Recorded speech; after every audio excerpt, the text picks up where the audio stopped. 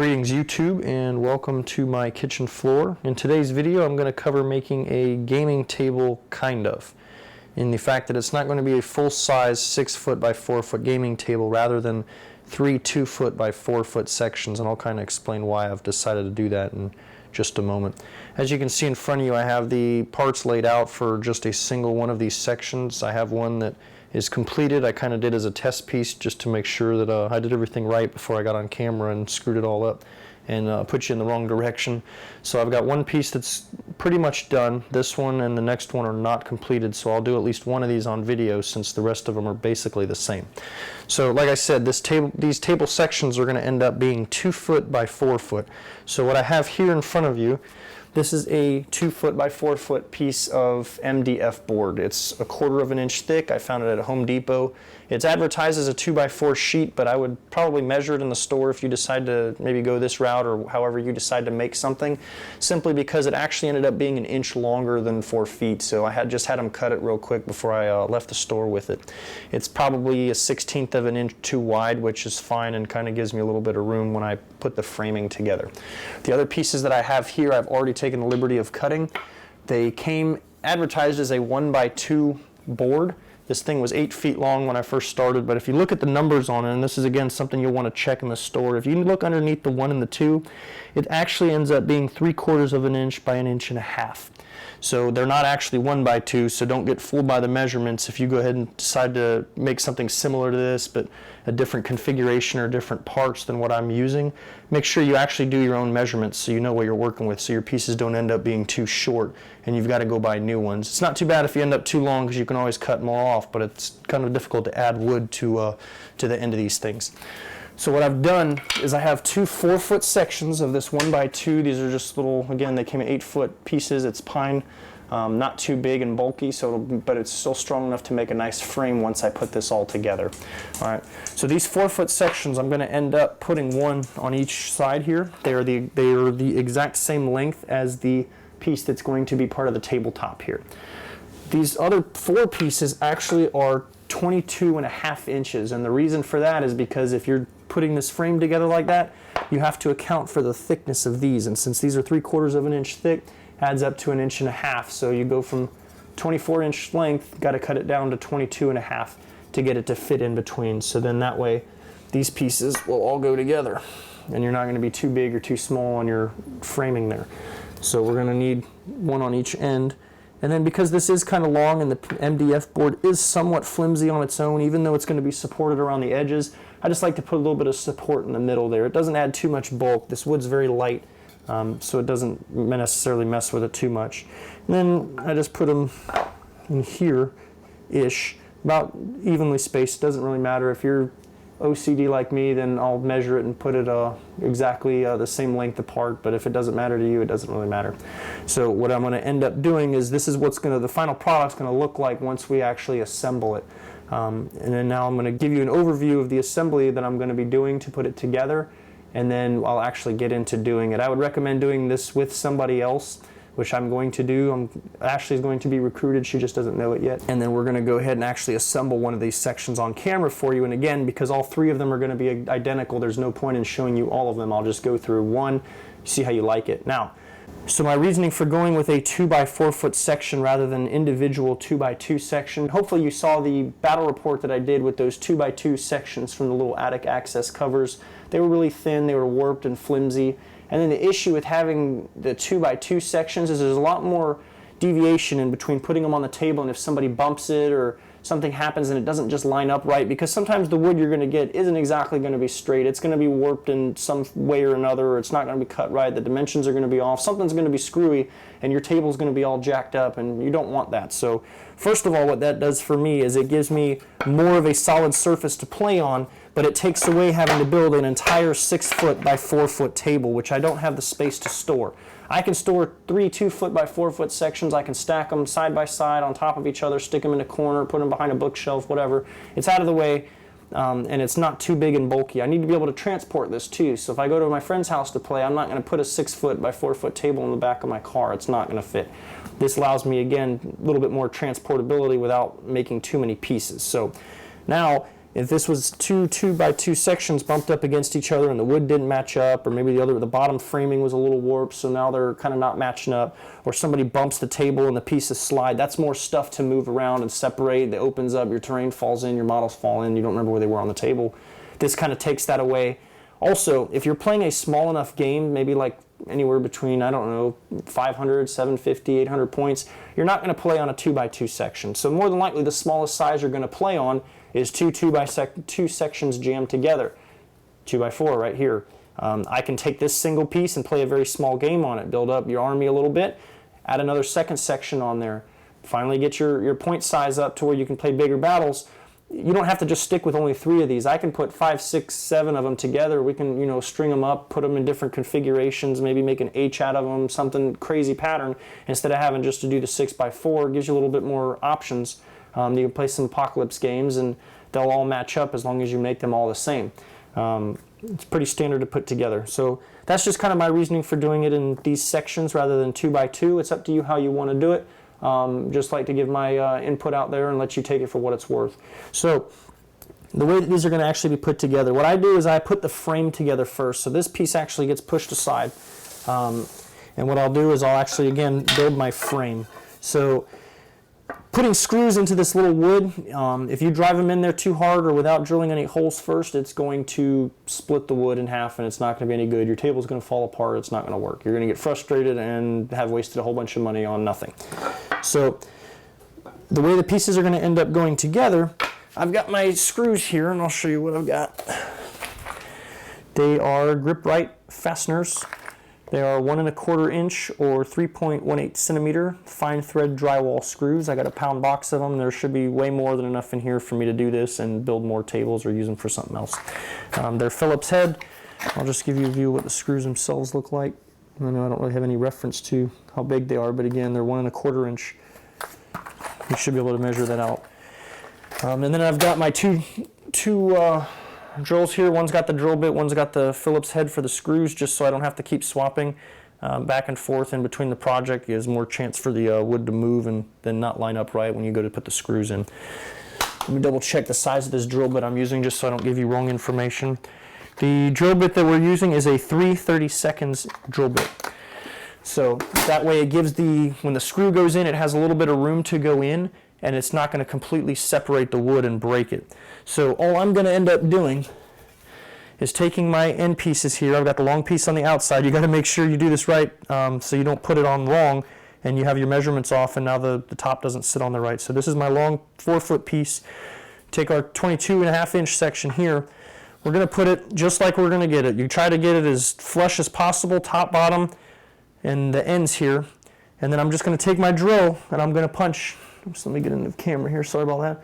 And then I'm just going to take my drill and I'm going to put 2 holes evenly spaced apart, not too close to the edge because that's going to kind of make it split even more. Just as best as I can centered on this, through here, just drill my 2 holes, take my Phillips head drill, and then just put the 2 screws in there. Again, those holes are going to give the screws a little bit of room to not kind of crush the wood and try and move it out of its way and start splitting it.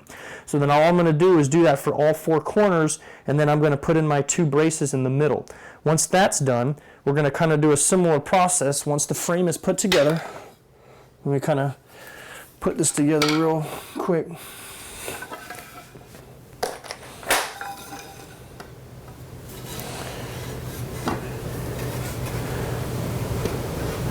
All right, so essentially this is what it's going to end up looking like once all of it's screwed together. Obviously it's maybe measured a little bit differently, not a big deal. This is just for demonstration purposes. So we got all our screws in there. Then what I'm going to do is I'm going to take my MDF board and we'll lay it on top.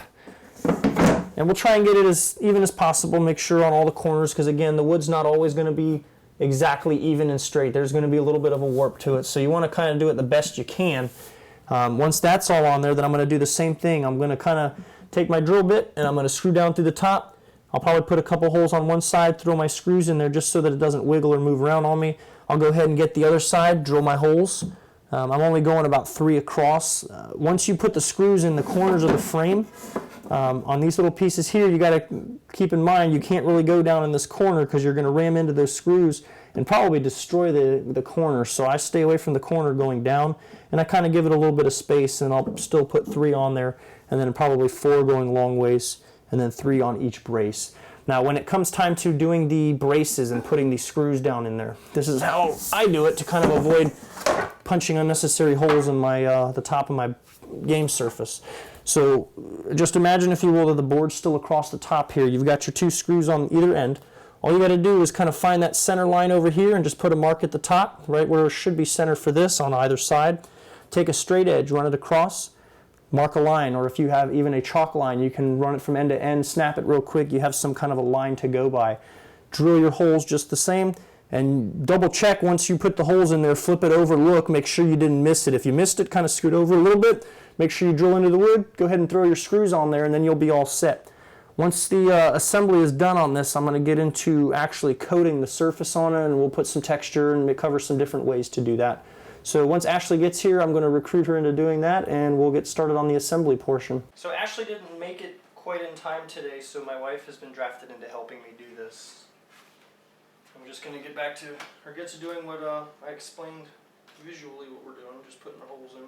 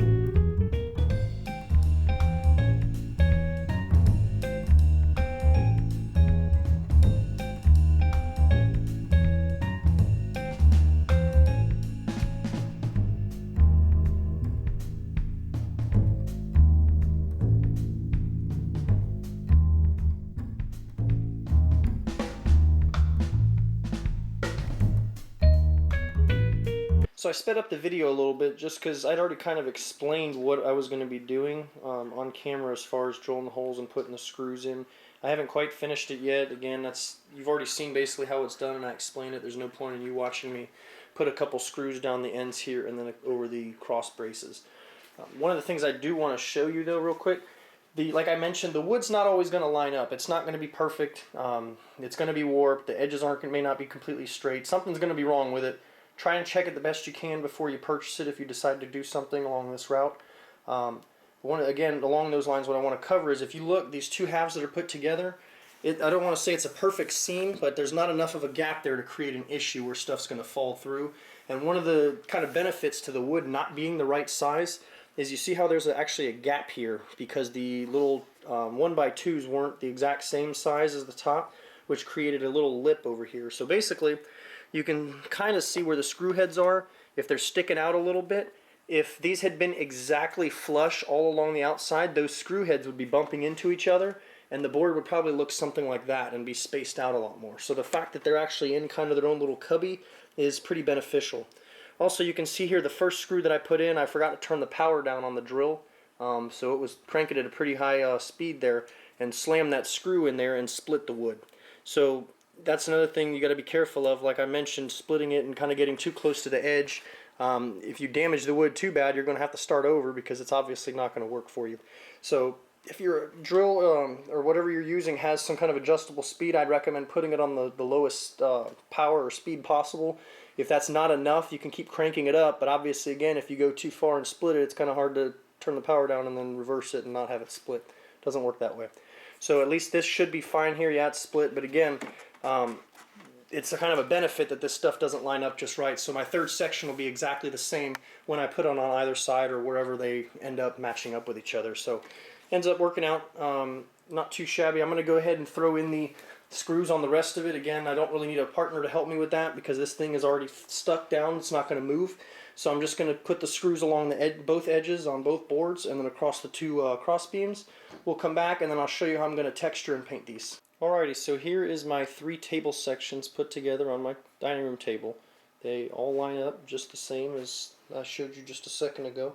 Got a couple more screws in there though now.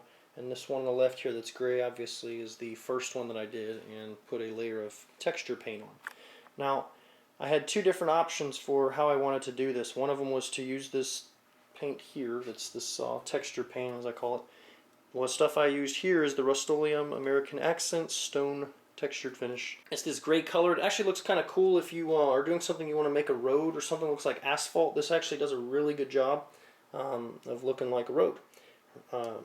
So the only issue that I had with using this, I just took the board looked just like these 2 here and I went ahead and sprayed this on there. It ended up taking just over an entire can to get a good coverage on the whole thing, and I realized that some of the screws weren't as far in as I could get them.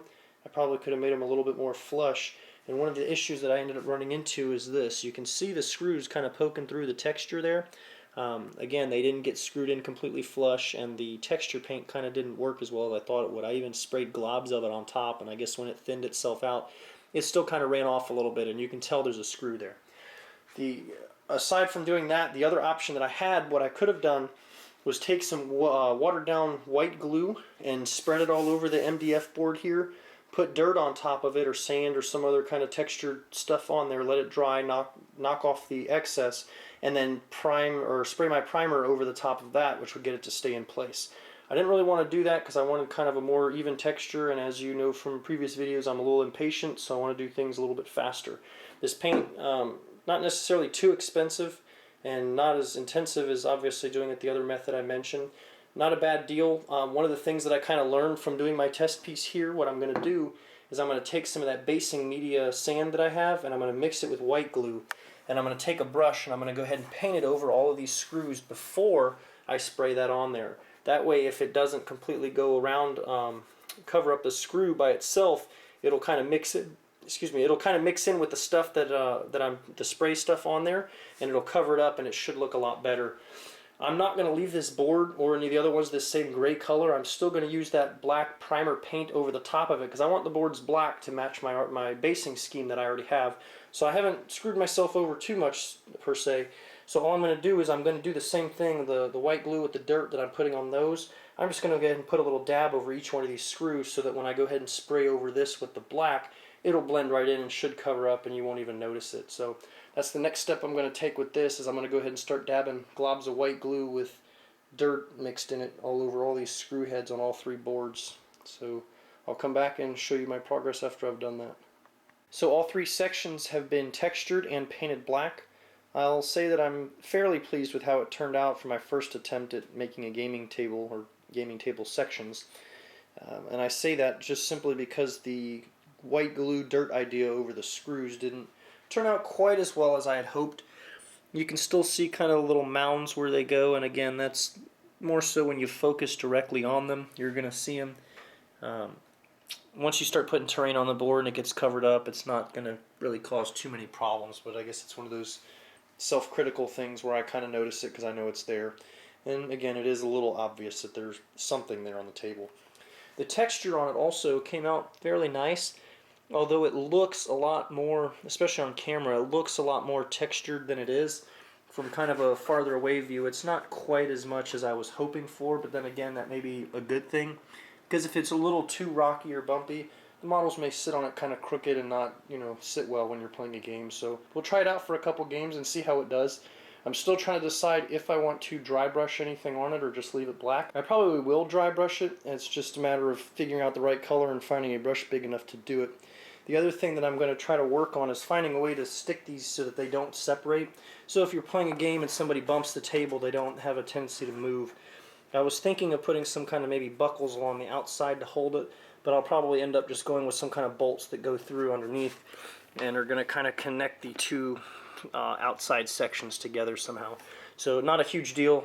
Even if I don't put anything there, they're still playable. Or I can even just put some kind of rubber feet in the bottom to keep it from sliding, because even as it is, I'm pushing on it and it's taking quite a bit of force to move it. So we'll see how I end up doing that. I'll go ahead and show you guys once I decide on something. I'll either make another video or just kind of interject it into another one. Or if we do a battle report, I'll just show you before we start the game what I did. So anyway, if you guys have any questions, comments, concerns, anything you can think of, maybe help me out or help other people out, put a comment below. Please subscribe. Thank you to those who have left comments and feedback, and I'll see you guys in the next video.